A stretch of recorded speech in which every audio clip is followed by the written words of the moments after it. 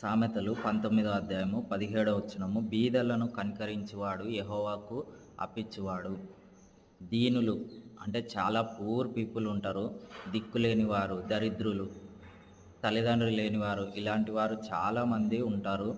కాబట్టి అలాంటి వారికి మనము హెల్ప్ చేస్తే, అలాంటి వారి మీద దయ చూపి జాలిపడి అలాంటి వారిని మనము కనికరించినట్లయితే మనము దేవునికి అప్పిచ్చే వారంగా ఉంటాము. అలాంటి వారికి హెల్ప్ చేసిన వారు దేవునికి అప్పిచ్చేవారు అని దేవుడు చెప్తున్నాడు ఇక్కడ. వాని ఉపకారమునకు ఆయన ప్రత్యుపకారము చేయును.